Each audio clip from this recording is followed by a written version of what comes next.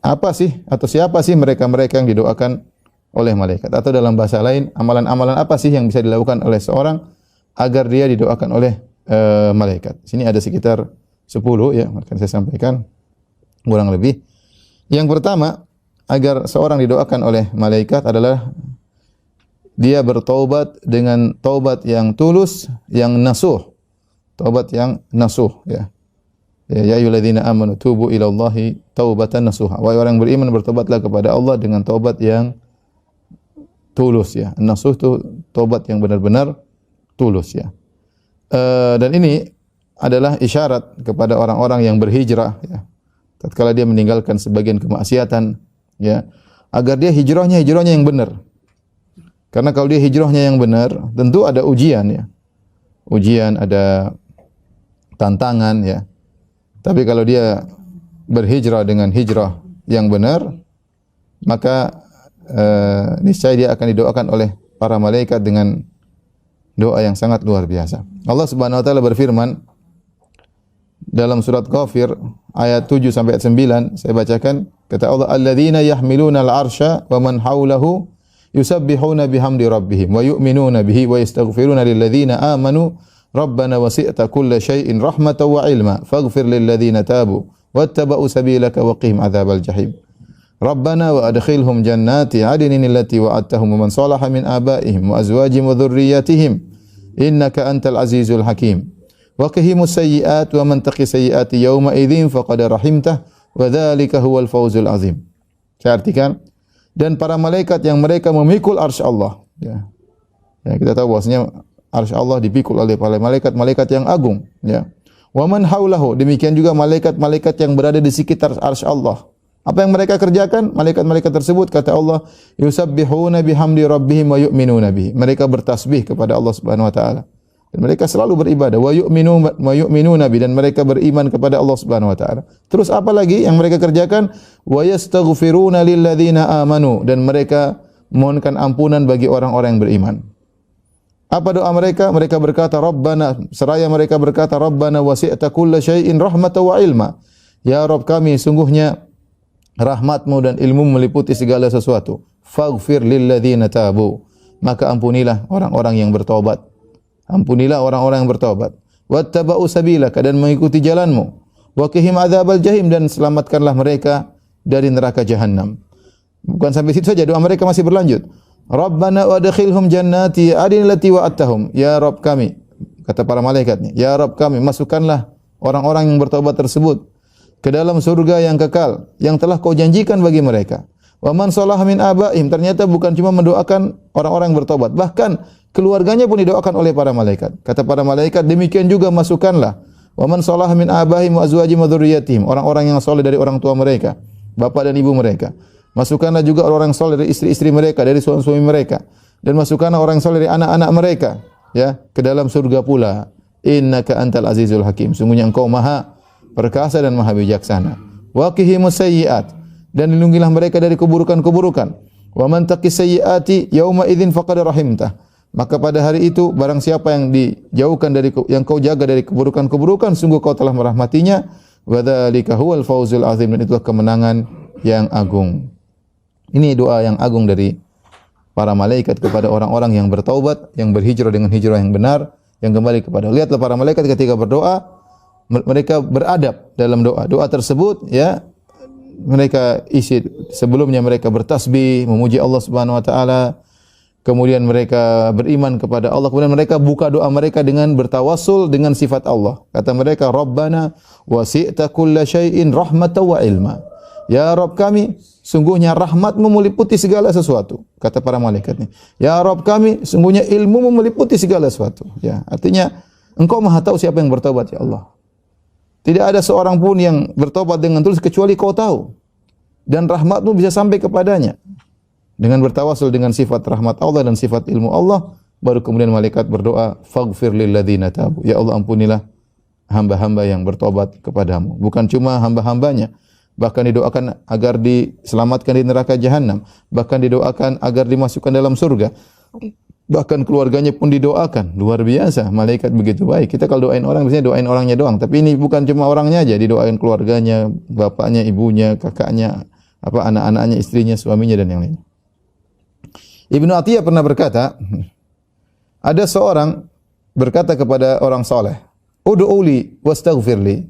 Dia berkata kepada orang soleh, "Wahai fulan, orang yang soleh, doakan aku dan mohonlah ampunan buatku." Maka apa kata orang soleh ini? "Tub wattabi' sabilallah." Engkau bertobatlah dan ikutilah jalan Allah. "Yastaghfir laka man huwa khairun minni." Maka makhluk yang lebih baik dariku akan mohon ampunan buat engkau, yaitu malaikat.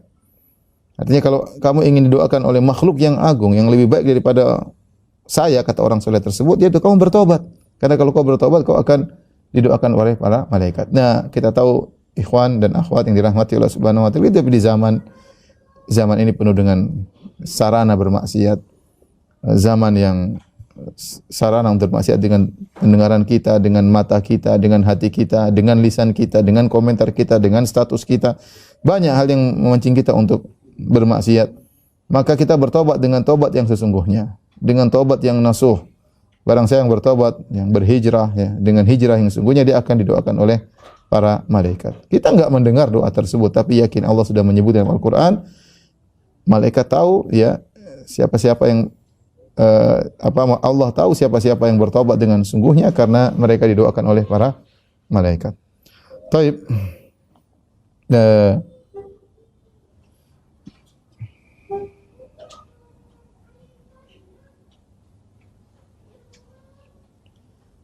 Kemudian ini tadi yang pertama, amal soleh yang membuat seorang didoakan oleh para malaikat adalah bertaubat kepada Allah. Amalan yang kedua yang menjadikan seorang didoakan oleh para malaikat adalah bersedekah.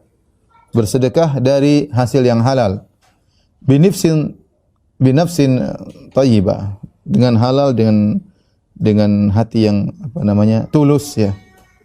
Dari Abu Hurairah radhiyallahu anhu, anna Nabi sallallahu alaihi wasallam qaal, bahwasanya Rasulullah sallallahu bersabda, "Ma min yaumin yusbihul ibadu fihi illa malakani yanzilan." Tidak ada suatu hari pun yang di mana hamba-hamba, ya, di pagi hari mendapati hari tersebut, illa malakani yanzilan, kecuali di pagi hari malaikat sudah turun, dua malaikat. Fa yaqulu ahaduhuma, maka salah satunya berkata, "Allahumma ati munfiqan khalafan." Ya Allah, berilah ganti kepada orang yang berinfak. Wa yaqulul akhar, dan malaikat satunya berdoa, "Allahumma ati mumsikan talafan." Ya Allah, berilah kerusakan kepada orang yang pelit, yang menahan hartanya. Sudah kita sebutkan tadi di awal pengajian, malaikat doanya dikabulkan, baik doa kebaikan maupun doa keburukan. Maka setiap pagi dua malaikat turun, kemudian berdoa satunya, "Allahumma ati munfiqan khalafan." Ya Allah, berikanlah ganti kepada orang yang berinfak. Wa yaqulul akhar, dan satunya berkata, "Allahumma ati mumsikan talafan." Ya Allah, rusakkanlah, ya, harta orang yang pelit, ya. Dan ini dalil bahwasanya, ya, bahwasanya seorang yang berinfak dengan infak yang baik, ya, maka akan didoakan oleh malaikat. Saya bacakan perkataan Nawawi, apa yang dimaksud dengan infak yang baik di sini, yang orang-orang yang berinfak dengan cara infak ini didoakan oleh para malaikat. Kata Nawawi rahimahullah taala, qala al-ulama hadza fil infaq fi ta'at wa makarimil akhlaq wa 'alal 'iyal wa dhifan wa sadaqat. Infak di sini, orang-orang yang berinfak yang didoakan oleh para malaikat mencakup siapa? Mencakup orang-orang yang berinfak dalam ketaatan, misalnya haji, umrah, ya, untuk bangun masjid, untuk dakwah, misalnya untuk para penuntut ilmu, untuk di pondok. Kemudian wa makarimil akhlaq, ya, dan juga berinfak dalam akhlak yang mulia, seperti beri hadiah kepada kawan, misalnya. Ini infak yang menunjukkan akhlak mulia, yang tidak pelit, misalnya mentraktir kawan-kawan misalnya, atau ini menunjukkan akhlak yang mulia. Wa 'alal iyal, demikian juga berinfak kepada keluarga. Ya. Bukan artinya jangan kita pikirkan namanya infak sini hanya sekedar infak bangun masjid untuk dakwah, enggak, bahkan umum, kata Imam Nawawi, ya. Bahkan infak kepada keluarga, kepada anak, kepada istri dengan infak yang benar. Wadhifan, kemudian kepada tamu-tamu, ada tamu dia suguhin, dia hormati, dia muliakan. Ya, wasadaqat, dan sedekah-sedekah secara umum, wa nahwi dzalik, dan semisalnya, bihaitsu la yudhammu wa la yusamma sarafan, di mana infak dia tersebut tidak tercela. Infak tercela misalnya seorang berinfak dengan cara yang jadi bahan celaan, misalnya dia berinfak dengan terlalu banyak, ya, kemudian atau infak dengan menyakiti hati orang misalnya, ya, atau infak dengan dia pamer-pamerkan dan macamnya, ya. Wala yusamma sarafan, dan tidak dikatakan berlebih-lebihan, ya. Misalnya membelikan istri dengan berlebihan, belikan barang-barang terlalu mewah, misalnya memberikan anak-anak hal yang tidak bermanfaat, maka itu tidak didoakan oleh malaikat. Yang didoakan oleh malaikat itu infak yang wajar, yang benar, yang tepat pada tempatnya, ya, maka didoakan oleh para malaikat. Dari sini kita tahu bahwasanya ternyata yang didoakan oleh para malaikat banyak, bukan hanya sekedar yang berinfak kepada masjid, kepada dakwah misalnya, kepada penuntut ilmu, ternyata infak kepada anak istri dengan cara yang tepat, ya. Dengan cara yang tepat untuk biaya sekolah mereka misalnya, untuk mereka mungkin keperluan-keperluan yang baik, untuk beri hadiah kepada mereka, semua didoakan oleh para malaikat, ya. Wal imsak al-madhmum huwal imsak an hadza. Adapun yang berinfak yang tercela, ya di luar daripada ini, ya. Jadi yang didoakan para malaikat bukan cuma yang pelit. Ternyata yang didoakan keburukan oleh malaikat bukan cuma yang pelit, tetapi ternyata yang berinfak di jalan yang tidak benar juga. Berinfak untuk maksiat, berinfak untuk tabdzir, mubadzir, ya. Ya, ini juga didoakan keburukan karena itu dianggap infak yang buruk. Dianggap dengan menahan yang buruk, ya. Oleh karenanya melakukan keburukan dalam masalah infak juga didoakan keburukan oleh malaikat.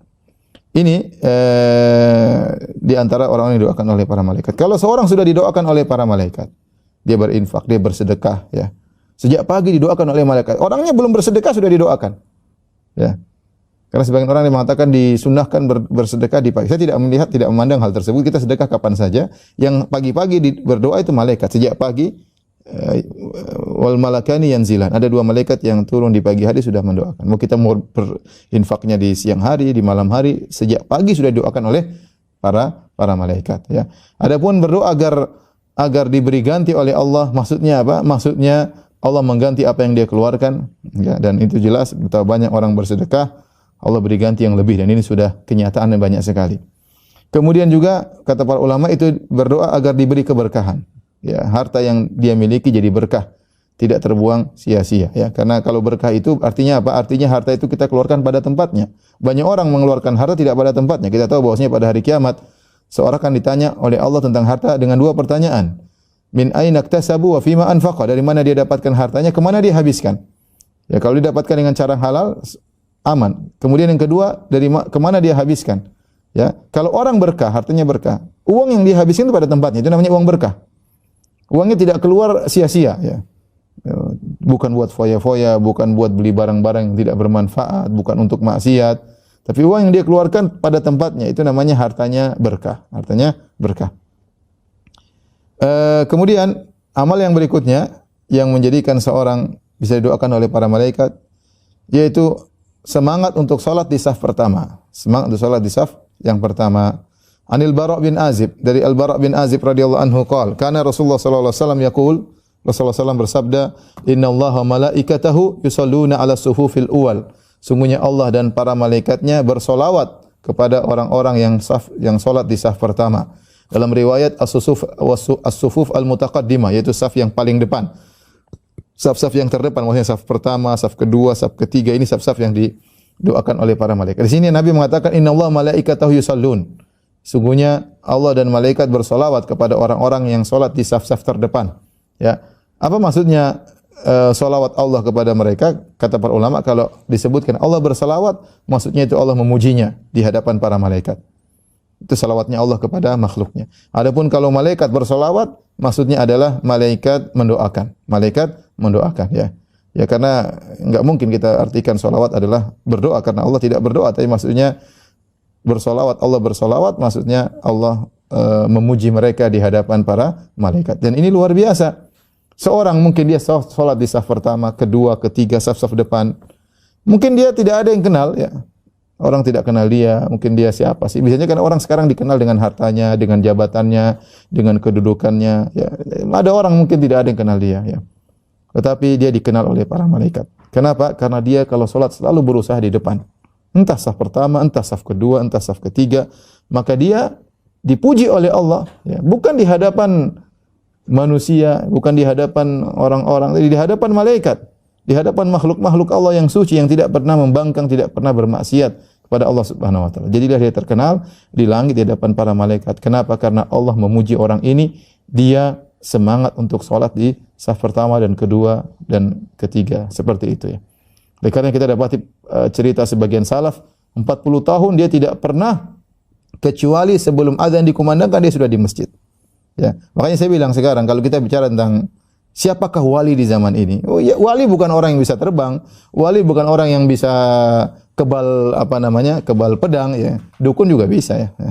Kemudian yang namanya wali adalah orang yang istiqomah di zaman sekarang ini. Kalau ada orang istiqomah di saf pertama, saf kedua, saya bilang itu wali Allah. Itu wali Allah. Kalau ada orang istiqomah di zaman sekarang, dia bisa menundukkan pandangan, dia bilang itu wali Allah Subhanahu wa taala. Ya. Itu wali Allah Subhanahu wa taala. Nah, mereka ini yang terkenal. Wali-wali Allah terkenal di sisi Allah, terkenal di sisi para malaikat. Meskipun enggak ada yang kenal mereka. Bukan wali orang yang kemudian sakti mandraguna, kemudian top, kemudian YouTuber, kemudian subscribersnya full ya. Itu bukan wali-wali. Wali-wali Allah bukan itu ukurannya. Ukurannya dia menjalankan sunnah-sunnah Nabi sallallahu alaihi wasallam ya. Taib, kemudian di antara orang-orang yang didoakan oleh para malaikat, yaitu orang yang menyambung saf yang terputus. Subhanallah, bagaimana perhatian Allah terhadap salat sampai orang yang saf pertama dipuji oleh Allah, didoakan oleh para malaikat. Demikian juga orang yang menyambung saf. Kalau saf putus dia sambung. Ya. Di antaranya dalam hadis Aisyah radhiyallahu taala anha, beliau berkata, qala Rasulullah sallallahu alaihi wasallam, Rasulullah SAW bersabda, "Innallaha malaikatahu yusholluna 'alal ladzina yasiluna as-sufuf, wa man sadda furjatan rafa'ahu Allahu biha darajah." Sungguhnya Allah dan para malaikat bersolawat kepada orang-orang yang menyambung saf-saf. Barang siapa yang menutup furjah, yaitu celah dalam saf, maka Allah akan mengangkat derajatnya. Jadi kita berusaha kalau salat saf tersambung. Kalau ternyata di depan kita ada kosong, kita maju ke depan ya. Bahkan kata para ulama, jika ternyata kita misalnya posisi saf ketiga, kemudian saf kedua, saf pertama. Ternyata di saf pertama ada yang bolong. Ya, ini mendapat mazhab Syafi'i. Kalau saf pertama ada yang bolong, terus tidak ada yang maju-maju untuk menutup celah tersebut, kata para ulama kita boleh menembus saf kedua agar bisa menutup saf pertama yang bolong. Ya, kita tunggu sebentar. Ternyata enggak ada yang maju-maju ya. Semuanya mungkin enggak tahu ilmunya ya, bahwasanya itu disunahkan untuk menutup saf. Mungkin ada yang takut disangka bergerak maju ke depan untuk menutup saf, tidak menutup bolongan saf, tidak boleh. Namanya banyak orang tidak ngerti. Maka kita yang sudah ngerti kalau saf ketiga, kita boleh nerobos saf kedua untuk maju ke saf pertama agar bisa menutupi lubang tersebut dan kita diangkat derajatnya oleh Allah Subhanahu wa taala. Diangkat derajatnya dan kita didoakan oleh para malaikat dan kita dipuji oleh Allah Subhanahu wa taala. Meskipun mungkin taruhlah orang tidak ada yang kenal kita, Allah kenal. Kira kita kalau kita maju Allah tidak tahu? Allah tahu. Jangan gerakan gitu, nafas kita saja Allah tahu. Jangankan kita, sementara kata Allah, wa ma tasqutu mi waraqatin illa ya'lamuha. Tidak ada satu daun pun yang jatuh Allah tahu. Daun di belantara di ujung sana, di ujung Afrika atau di ujung belantara Papua, ada satu daun jatuh, Allah tahu tentang daun tersebut. Bagaimana lagi kalau kita yang maju nutup saf, meskipun orang cuek, kita cuek aja, penting Allah tahu, selesai.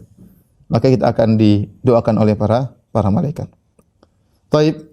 Ya, berikutnya orang yang didoakan oleh para malaikat, ini semua berkaitan dengan masjid ya. Qadarullah kita sekarang di masa pandemi masih belum bisa ke masjid. Mudah-mudahan Allah segera mengangkat wabah yang menimpa kita dan kita segera bisa kembali ke masjid. Taib. Yang berikutnya yang didoakan oleh para malaikat adalah melazimi tempat yang kita salat di situ ya. Di masjid. Dari Abu Hurairah radhiyallahu taala anhu, qala Rasulullah sallallahu alaihi wasallam, Rasulullah SAW bersabda, "Al malaikatu yusalluna ala ahadikum ma dama fi majlisihi."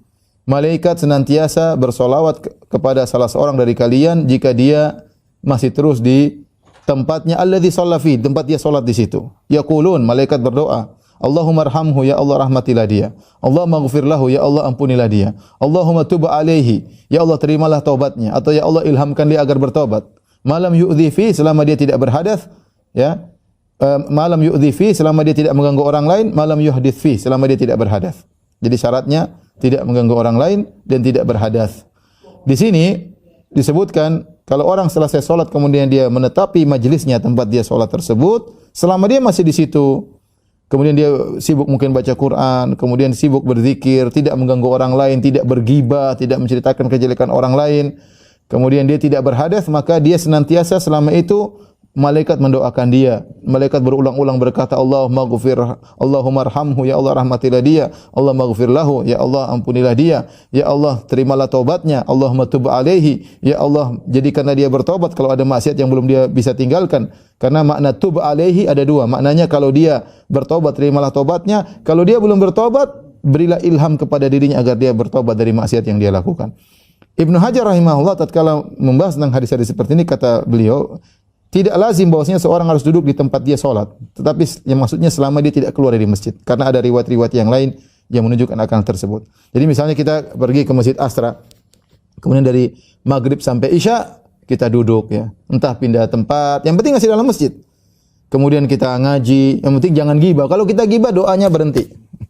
Lagi ngaji, gimana sih fulan kurang ngajar itu, enggak pernah ngaji, wow, pikir dunia terus, sudah selesai. Doa malaikat berhenti. Ya.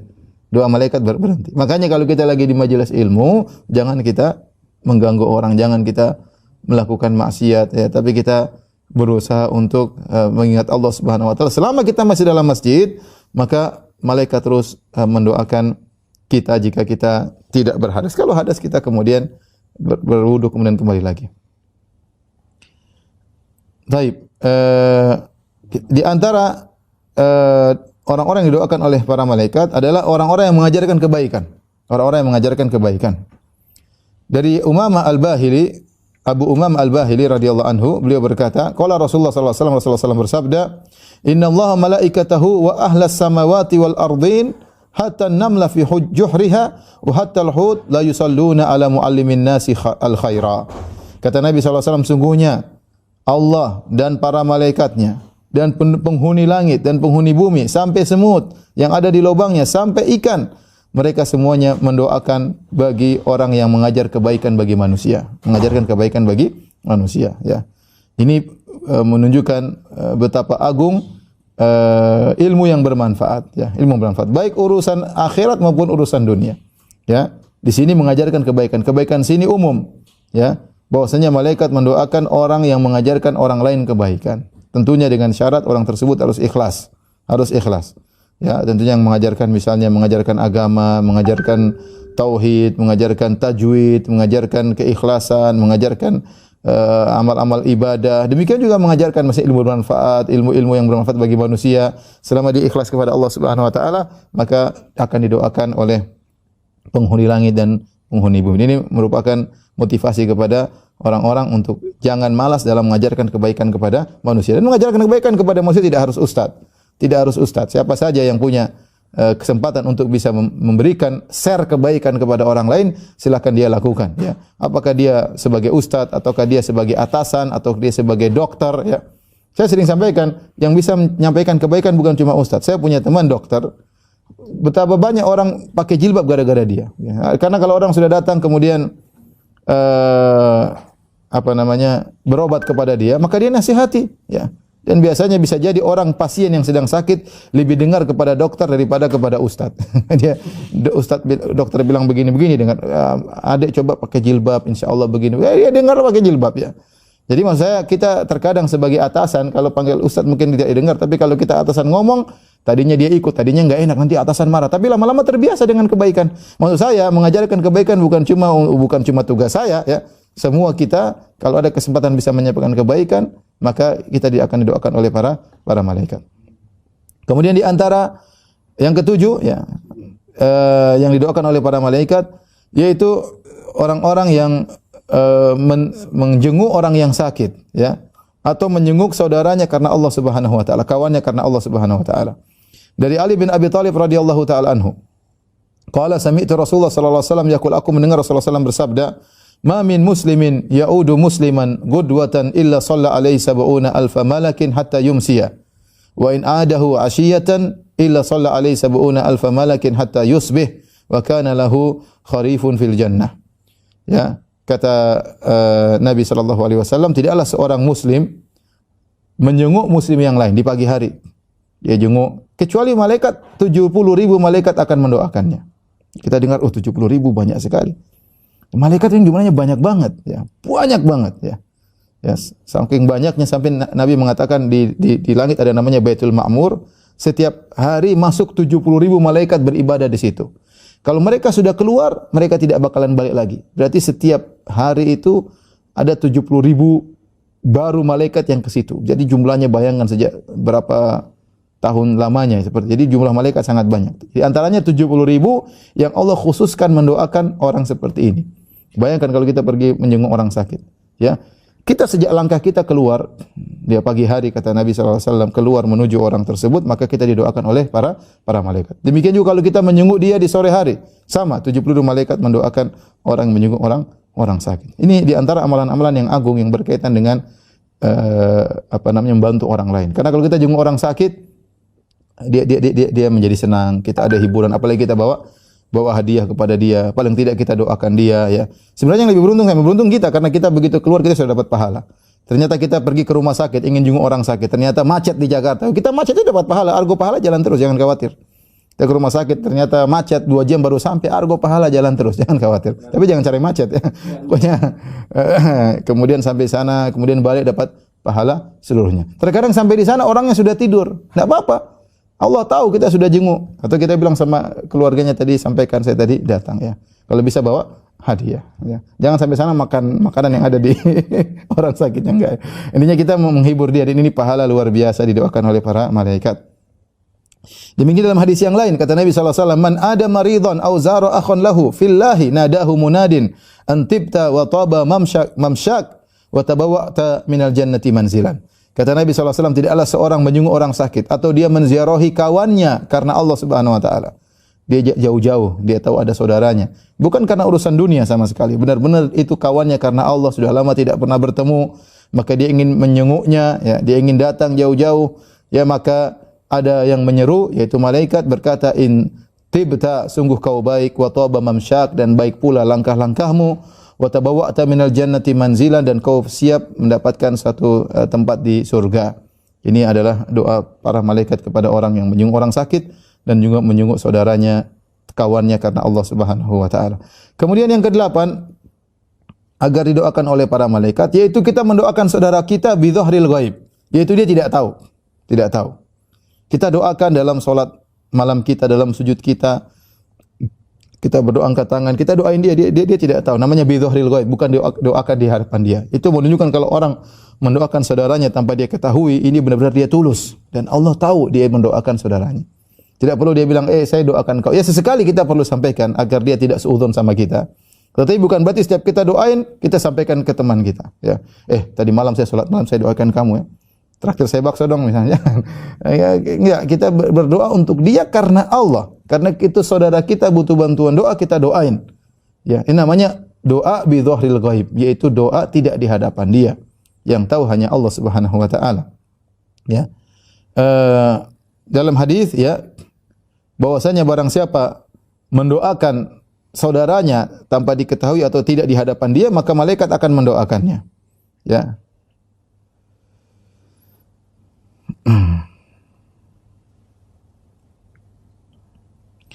Yaitu Nabi SAW bersabda, da'watul mar'i al-muslim li akhihi bi dhahril ghaibi mustajabatun. Kata Nabi, doanya seorang muslim untuk saudaranya bi dhahril ghaib, tidak di hadapannya, dikabulkan oleh Allah Subhanahu wa taala. Inda ra'sihi malakun, di kepalanya atau di sisinya ada malaikat muwakkalun yang ditugaskan, kullama da'a li akhihi bi khair, setiap dia mendoakan kebaikan bagi saudaranya, qala al-malakul muwakkal bihi, maka malaikat yang ditugaskan untuk mendampinginya berkata, amin walaka bimithl, doamu semoga dikabulkan oleh Allah dan bagi engkau juga, ya, seperti yang kau mintakan bagi saudaramu. Oleh karenanya, di antara keutamaan kita mendoakan kebaikan pada orang adalah kita mendoakan bagi dia. Dalam sujud kita salat malam kita berdoa, ya Allah, atau habis salat malam kita berdoa, ya Allah, mudahkanlah si fulan, kita sebut namanya. Ya Allah, dia telah berbuat baik kepadaku, mudahkanlah si fulan, lapangkan rezekinya misalnya, berbuat baiklah kepada dia, ampunilah dosa-dosanya. Malaikat di samping, amin, amin, kau juga demikian, kau juga demikian, kau juga demikian, walaka bimithl, kau juga demikian. Sebenarnya kita doain diri kita tapi caranya kita doain kawan, malaikat ngaminin dan malaikat juga doain kita. Makanya kata sebagian ulama, kalau kau ingin cita-citamu dikabulkan atau keinginanmu dikabulkan, doakan temanmu dengan keinginan tersebut. Misalnya kau ingin naik haji, ya doain teman, ya Allah, si fulan susah, mudahkan dia naik haji, supaya malaikat juga bilang kau juga biar naik haji. Jadi gitu caranya. Jadi caranya ini namanya apa namanya, harus cerdas sedikit jadi seorang mukmin. Jadi kita doain kawan, nanti malaikat ngaminin buat apa? Buat kita. Ya pingin apa? Banyak cita-cita kita tidak terkabul, banyak urusan kita repot, kita tahu saudara kita repot, kita doain dia, kita juga akan didoakan oleh para malaikat. Kemudian tinggal 2 lagi yang 9, ya, semangat untuk sahur, ya. Dari Abu Sa'id Al-Khudri radhiyallahu anhu, Rasulullah SAW bersabda, "As-sahuru akluhu barakah." Sahur, makan sahur itu berkah. Fala tada'uhu, jangan kalian tinggalkan makan sahur. Walau an yajra'a ahadukum jur'atan min ma', meskipun hanya seteguk air. Fa innallaha azza wa jalla wa malaikatu yusalluna 'alal mutasahhirin. Sungguhnya Allah dan para malaikatnya bersolawat kepada orang-orang yang bersahur. Jadi sahur itu bukan masalah kuat-kuat. Saya enggak sahur juga saya kuat puasa. Bukan masalah kuat-kuatan. Bahkan katanya meskipun hanya seteguk air. Karena orang yang bersahur didoakan oleh malaikat dan dipuji oleh Allah Subhanahu wa taala. Dan semoga ini latihan bagi kita selama kita berpuasa, kita bersahur. Mudah-mudahan setelah bulan Ramadan Allah mudahkan kita untuk bisa juga melaksanakan puasa 3 hari dalam sebulan atau puasa Senin Kamis. Amin ya rabbal alamin. Sebagian ulama mengatakan termasuk di dalamnya adalah orang-orang yang ikut serta membantu orang yang bersahur. Ya. Kita kan biasanya semangat untuk kasih bantu orang yang buka puasa aja, ya. Ya benar, orang buka puasa kita dapat pahala seperti orang buka puasa. Sahur juga pahalanya besar, ya. Sahur juga pahalanya besar. Orang bersahur didoakan oleh malaikat. Nah, kita ikut memfasilitasi, ya. Insyaallah kita juga kebagian. Ya, karena kita ikut menyiapkan makanan berkah, kemudian mereka meskipun kita enggak berpuasa, ya. Kita siapkan makanan sahur, kemudian mereka misalnya makan, insyaallah kita dapat juga bagian dari doa tersebut. Wallahu a'lam bishawab. Yang ke-10, yang terakhir, seorang berdoa kepada Allah, ya, tatkala mendengar suara ayam, ya, suara ayam, ya, di pagi hari, ya, di subuh hari. Dari Abu Hurairah radhiyallahu anhu, Rasulullah SAW bersabda, "Idza sami'tum siyahad dikah fas'alullaha min fadlihi." Kalau kau mendengar ayam berkukuruyuk, ya, maka mintalah karunia dari Allah Subhanahu wa taala, fa innaha ra'at malakan. Sungguhnya ayam tersebut melihat malaikat.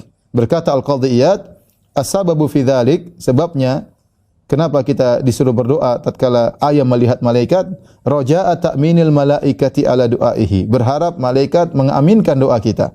Malaikat yang dilihat oleh ayam tersebut diharapkan mengaminkan doa kita, wastighfarihim lahu, dan berharap malaikat memohonkan ampunan bagi orang tersebut.